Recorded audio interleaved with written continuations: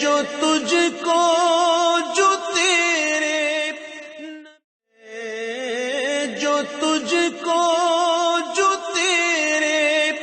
نبی کو پسند ہے، مجھے ایسا بندہ بنا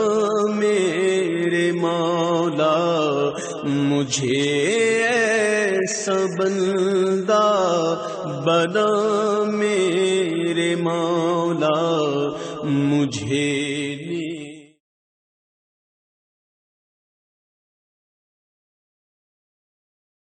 بسم اللہ الرحمن الرحیم والصلاة والسلام على سید الانبیاء والمرسلین۔ سامعین و ناظرین، اللہ تبارک و تعالی جل جلالہ و فضل و توفیق سے بندہ نجیب نے عزم کیا ہے کہ انشاءاللہ ہم ہفتے میں ہمارے 3 پروگرام ہوں گے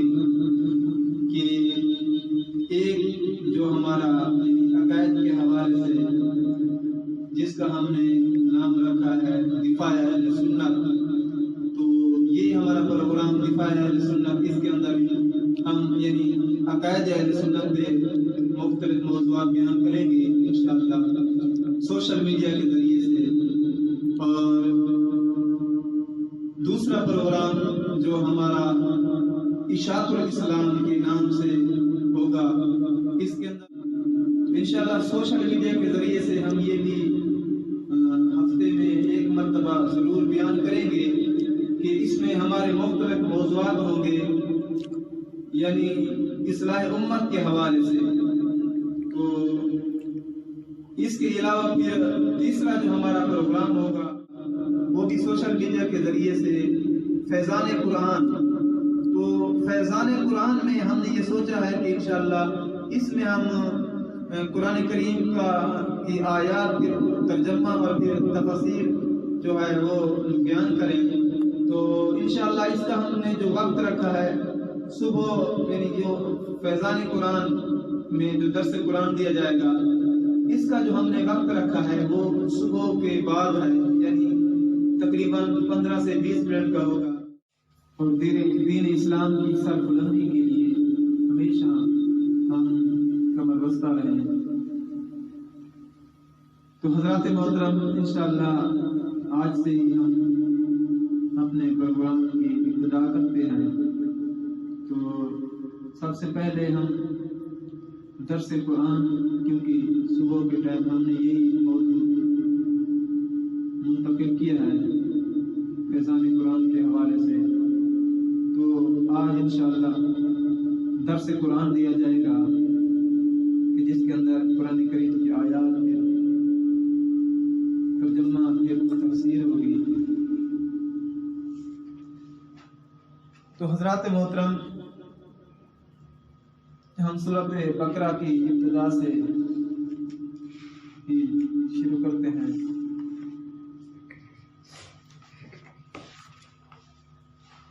اللہ تعالیٰ فرماتا ہے بسم اللہ الرحمن الرحیم، الف لام میم،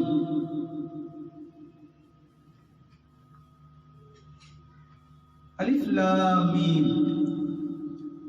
یہ حروف مقطعات ہیں۔ ان حروف کا حقیقی معنی اللہ اور اس کا رسول جانتا ہے، لیکن کیونکہ مفسرین نے ان کا یعنی اپنی طرف سے کوشش کی کہ اس کا مطلب الف سے مراد یہ ہو سکتا ہے، لام سے مراد یہ ہو سکتا ہے، میم سے مراد یہ ہو سکتا ہے، تو آخرکار انہوں نے بھی پھر لکھا کہ اس کا حقیقی معنی اللہ اور اس کا رسول ہی جانتا ہے۔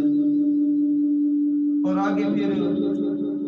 فرمایا ذالک الکتاب لا ریب فیہ، فرمایا یہ قرآن کریم، یہ کتاب جو ہم نے اپنے محبوب پر نازل کی، اس کے اندر فرمایا شک کی تھوڑی بھی گنجائش نہیں ہے،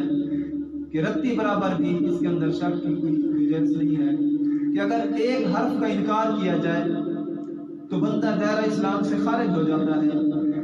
اور پھر میں اسی کی وضاحت کے اندر یہ بیان کر دوں کہ اللہ فرماتا ہے کہ وَإِن كُنتُمْ فِي رَيْبٍ مِّمَّا نَزَّلْنَا عَلَىٰ عَبْدِنَا فَأْتُوا بِسُورَةٍ مِّن مِّثْلِهِ وَادْعُوا شُهَدَاءَكُم مِّن دُونِ اللَّهِ إِن كُنتُمْ صَادِقِينَ۔ اللہ فرماتا ہے کہ اگر تم اپنے دعوے کے اندر سچے ہو کہ تمہارا یہ دعویٰ کہ معاذ اللہ قرآن اللہ کا کلام نہیں ہے، تو فرمایا کہ پھر تم اپنے سارے حمایتیوں کو اکٹھا کرو، جتنے بھی تمہارے ہمواری ہیں،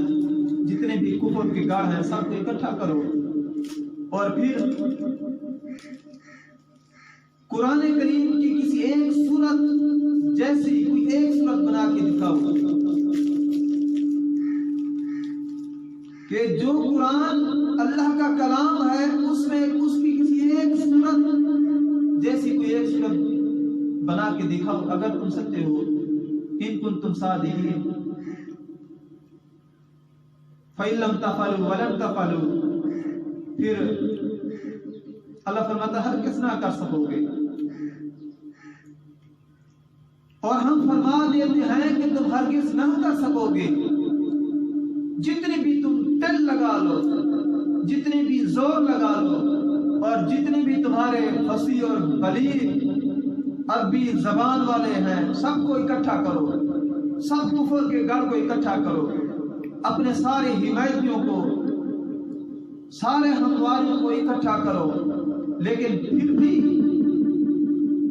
پورا زور لگانے کے باوجود بھی تم قرآن کی ایک سورت جیسے بھی کوئی سورت نہیں بنا سکتے۔ تو اسی لیے فرمایا کہ قرآن کے اندر رتی برابر بھی شک کی گنجائش نہیں ہے، اور پھر فرمایا آگے ہدی للمتقین کہ اس کے اندر متقین کے لیے ہدایت ہے، جو پرہیزگار ہوں، تقوی والے ہوں۔ قرآن تو اس کے لیے ہدایت بن کے آیا ہے، قرآن تو نور بن کے آیا ہے کہ اگر قرآن پر عمل کیا جائے، قرآن کے فرامین کے مطابق اپنی زندگی کو گزارا جائے، اور محبوب علیہ السلام کی سیرت کے مطابق، حضور کے نقش قدم کے مطابق اپنی زندگی گزاری جائے، تو پھر فرمایا یہ قرآن تو ہدایت ہے، کیونکہ وما یضل به الا الفاسقین کہ قرآن فاسق کو ہدایت نہیں دیتا، قرآن ان کو ہدایت دیتا ہے کہ جو قرآن پر عمل کرنے والے ہوں، قرآن کے فرامین پر چلنے والے ہوں، محبوب علیہ السلام کے نقش قدم پر چلنے والے ہوں، تو قرآن ان لوگوں کے لیے ہدایت ہے۔ اور پھر فرمایا کہ الذین یؤمنون بالغیب کہ وہ لوگ جو غیب پر یقین رکھتے ہیں، الذین یؤمنون بالغیب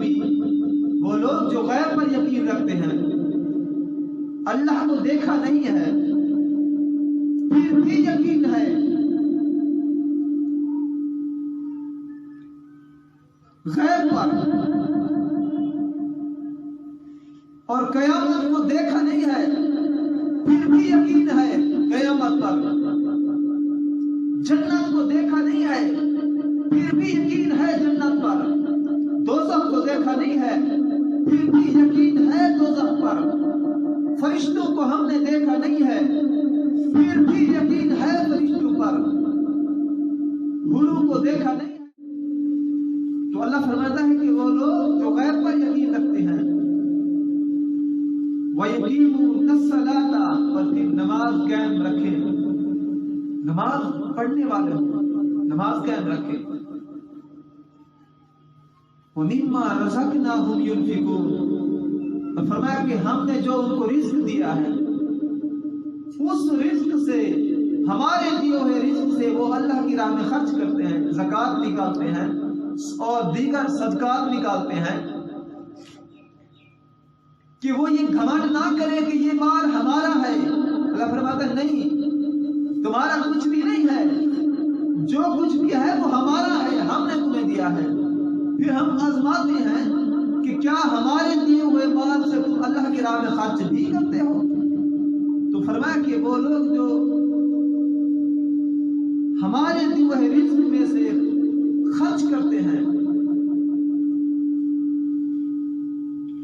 اسی پر میں تھوڑی اور وضاحت کر دوں کہ احادیث کے اندر جو نماز اور زکوٰۃ کے متعلق ویسے تو متعدد احادیث ہیں نماز اور زکوٰۃ کے متعلق، لیکن میں مختصر انشاءاللہ بیان کروں گا۔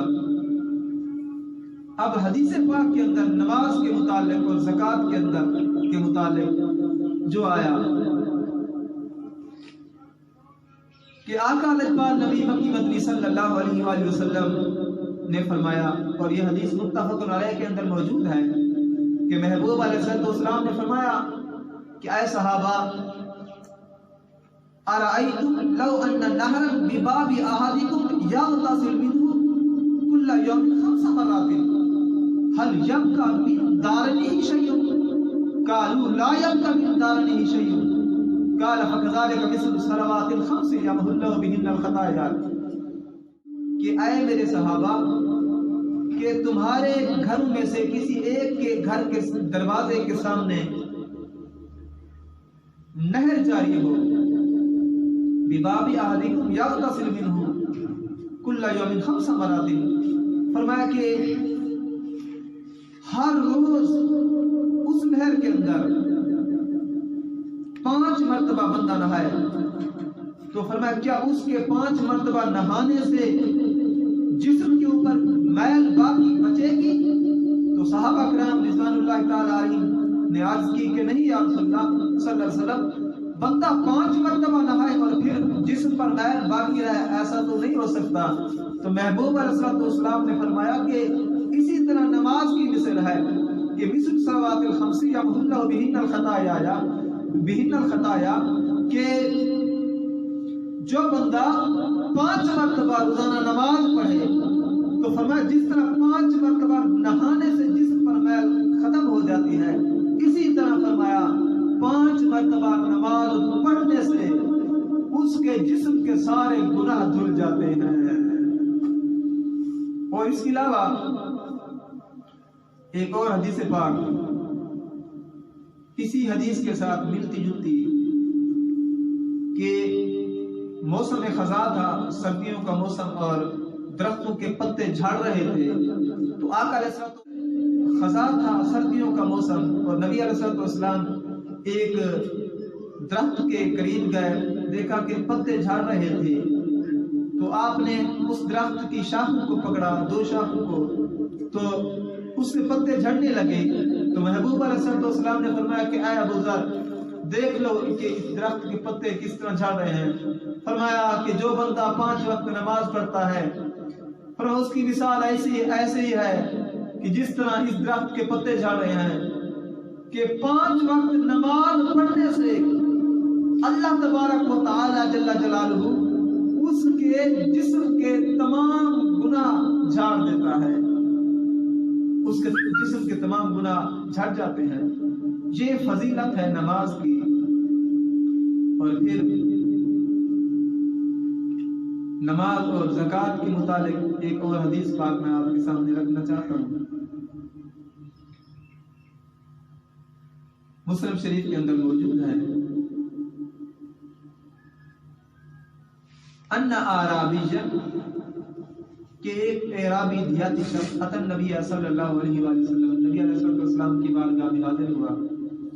عرض کرتا ہے دلنی علی عمل اذا علمته دخلت الجنہ، کہ رسول اللہ صلی اللہ علیہ وسلم مجھے ایک ایسا عمل بتائیں کہ میں وہ عمل کروں اور میں جنت کے اندر داخل ہو جاؤں، ایسا عمل کہ جو مجھے سیدھا جنت کے اندر لے جائے۔ تو میرے محبوب علیہ السلام نے فرمایا تعبد اللہ، کہ تو اللہ کی عبادت کرو، اللہ کی عبادت کر، تعبد اللہ۔ فرمایا دنیا کے اندر اپنی زندگی برباد نہ کر، پھر اگر چاہتا ہے کہ میری زندگی سنور جائے، چاہتا ہے کہ میں جنت کا مستحق ہو جاؤں، چاہتا ہے کہ میں گناہوں سے بچا رہوں، میں نیکیاں کروں، تو پھر فرمایا وہ نیکیاں یہ ہے تمہارے لیے کہ تو اللہ کی عبادت کر، تعبد اللہ ولا تشرک بہ شیئا، اور اللہ تعالیٰ کے ساتھ کسی کو شریک نہ ٹھہرا۔ پھر تو فرمایا کہ وَتُقِيمُ الصَّلَاةَ الْمَكْتُوبَةَ وَتُقِيمُ الصَّلَاةَ الْمَكْتُوبَةَ وَتُؤَدِّي الزَّكَاةَ الْمَفْرُوضَةَ، فرمایا کہ جو تجھ پر نماز فرض کی گئی 5 وقت کی وہ نماز ادا کر، وَتُؤَدِّي الزَّكَاةَ الْمَفْرُوضَةَ، اور پھر فرمایا کہ جو زکوٰۃ تم پر فرض ہے کہ تمہارا مال جب نصاب کو پہنچ جائے تو اس سے جو زکوٰۃ فرمایا کہ بنتی ہے وہ نکال، وَتُؤَدِّي الزَّكَاةَ الْمَفْرُوضَةَ وَتَصُومُ رَمَضَانَ، اور پھر فرمایا رمضان کے روزے رکھ۔ تو فرمایا کہ یہ چیزیں جب تو کرے گا تو انشاءاللہ تو جنت کے اندر داخل ہو جائے گا۔ تو وہ بندہ کہنے لگا والذی نفس بیدہ، کہ مجھے قسم اس ذات کی جس کے قبضے قدرت میں میری جان ہے، والذی نفس بیدہ، فرمایا کہ لا ازید علی ھذا فلما ولا، قال نبی میں اس پر پورا عمل کروں گا،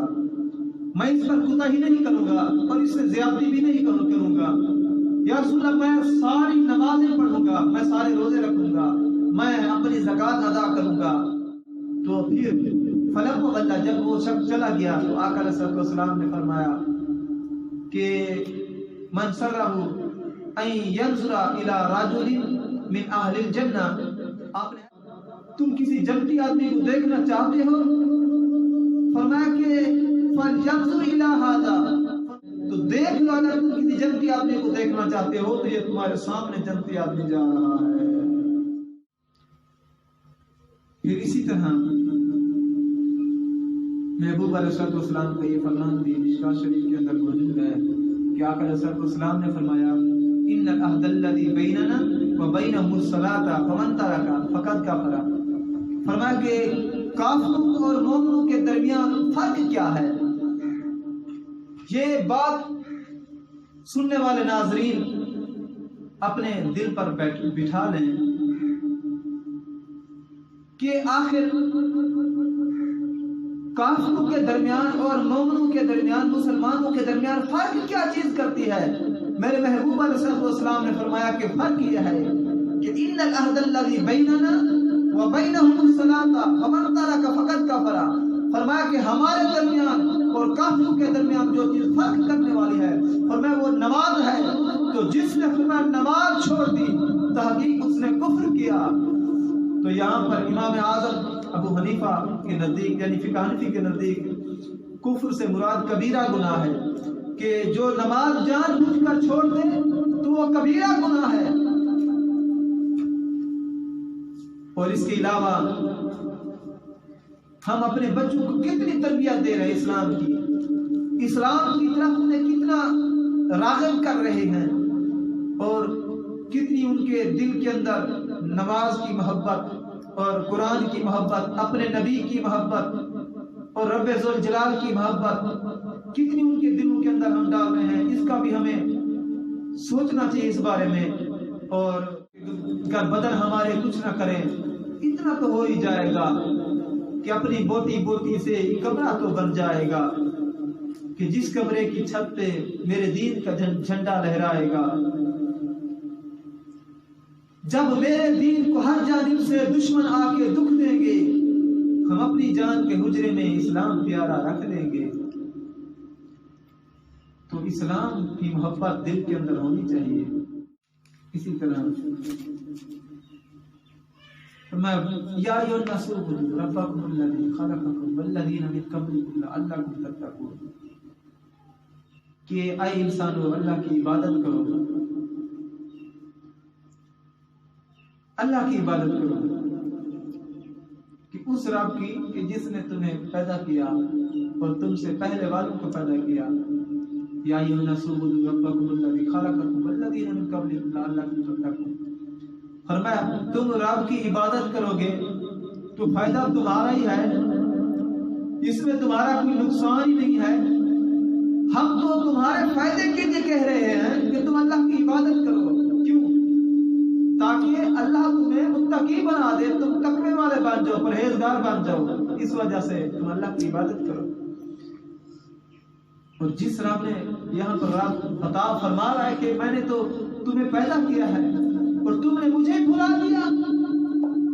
جس خالق کائنات نے تمہیں پیدا کیا، تمہیں طرح طرح کی نعمتوں سے نوازا، تمہیں اولاد جیسی نعمت دی، تمہیں جسم جیسی نعمت دی، تمہیں زمین جیسی نعمت دی، تمہیں گھر جیسی نعمت دی، تمہیں مال جیسی نعمت دی۔ اگر تم نے اپنے جسم جیسی نعمت کی قدر کرنی ہے تو اس سے جا کر پوچھو کہ جس بیچارے کے پاؤں نہیں ہیں اور وہ اپنے پاؤں پر نہیں چل سکتا، وہ تمہیں بتائے گا کہ یہ اللہ کی کتنی بڑی نعمت ہے۔ اور اگر تم نے ہاتھوں کی قدر پوچھنی ہے تو جا کر اس سے پوچھو جس کے ہاتھ کٹے ہوئے ہیں، وہ کہے گا کہ یہ اللہ کی کتنی نعمت ہے۔ ارے رب کی نعمتوں کو یاد تو کرو، جا کر پوچھو اس سے کہ جس بیچارے کے پاس اتنا زمین نہیں ہے کہ جس زمین کے اندر وہ اپنا گھر بنا سکے، تو وہ کہے گا کہ زمین رب کی کتنی بڑی نعمت ہے، کاش کہ میرے پاس اتنی زمین ہوتی کہ میں اس کے اندر اپنا گھر بنا سکتا۔ اور جا کر اس سے پوچھو جس کی شادی کو 10 سال ہو گئے لیکن اولاد جیسی نعمت سے محروم ہے، ان سے پوچھو کہ اولاد کتنی بڑی نعمت ہے، وہ تمہیں بتائے گا کہ اولاد کی۔ اے غافل انسان، تو اتنی غفلت میں ہو گیا ہے، تیرا ضمیر اتنا مردہ ہو چکا ہے کہ ہم نے تو تمہیں پیدا کیا تھا، تو نے ہمارا یہ احسان بھی بھلا دیا کہ کتنی ہم نے تمہیں نعمتوں سے نوازا، لیکن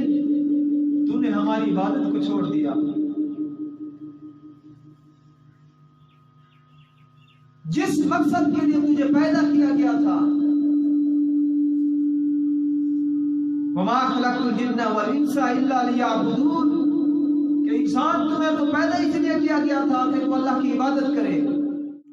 تو میرے دوستو، آج سے یہ پختہ عزم کر لو کہ انشاءاللہ کبھی ہم نماز نہیں چھوڑیں گے، ہم کبھی اللہ کی نافرمانی نہیں کریں گے، ہم محبوب علیہ السلام کے ہمیشہ نقش قدم پر چلیں گے، تو انشاءاللہ اس سے ہماری دنیا بھی سمجھ جائے گی، ہماری آخرت بھی سمجھ جائے گی۔ اور پھر فرمایا والذین یؤمنون بما انزل الیک وما انزل من قبلک، کہ وہ لوگ جو ایمان لے آئے میں وہ اس پر جو ہم نے آپ کی طرف اتارا، قرآن مجید فرقان حمید جو ہم نے آپ پر اتارا اس پر ایمان لے آئے، اور جو آپ سے پہلے ہم نے کتاب اتاری ان پر ایمان لے آئے، یعنی تورات، زبور، انجیل وغیرہ، وبالآخرۃ ہم یوقنون، اور آخرت پر یقین رکھتے ہیں۔ اب یہ دیکھیں کتنی، یعنی وہ لوگ جو غیب پر یقین رکھیں اور پھر نماز قائم رکھیں اور ہمارے دیے اور رزق میں سے خرچ کریں، اور جو محبوب ہم نے آپ کی طرف اتارا قرآن کریم اس پر ایمان رکھتے ہیں، اور جو آپ سے پہلے ہم نے کتابیں یعنی تورات، زبور، انجیل ان پر ایمان رکھیں، اور قیامت کے دن پر بھی ایمان رکھتے ہیں۔ فرمایا یہی لوگ ہیں نماز پڑھنے والے، زکوٰۃ ادا کرنے والے، غیب پر یقین رکھنے والے، قرآن پر ایمان رکھنے والے، اور قرآن سے پہلے والے جتنی کتابیں آسمانی کتابیں تھیں ان پر ایمان رکھنے والے، اور آخرت کے دن پر یقین رکھنے والے۔ فرمایا یہ وہ لوگ ہیں اولئک علی ھدی من ربہم واولئک ھم المفلحون، فرمایا کہ ان کے رب کی طرف سے ان پر ہدایت ہے، اور یہی لوگ فلاح کو پہنچنے والے ہیں، کامیابی کو۔ اولئک علی ھدی من ربہم، کہ ان کے رب کی طرف سے ان پر ہدایت ہے، اور یہی لوگ کامیابی کو، مراد کو پہنچنے والے ہیں۔ تو اللہ تعالیٰ کی بارگاہ میں دعا ہے کہ اللہ تعالیٰ ہم نے جو کچھ پڑھا ہمیں اس پر عمل کرنے کی توفیق عطا فرمائے۔ تو انشاءاللہ کل صبح پھر فجر کے بعد ہم انشاءاللہ دوبارہ درس قرآن کے سلسلے میں حاضر ہوں گے۔ اس وقت تک ہمیں اجازت دیجیے۔ وما علینا الا البلاغ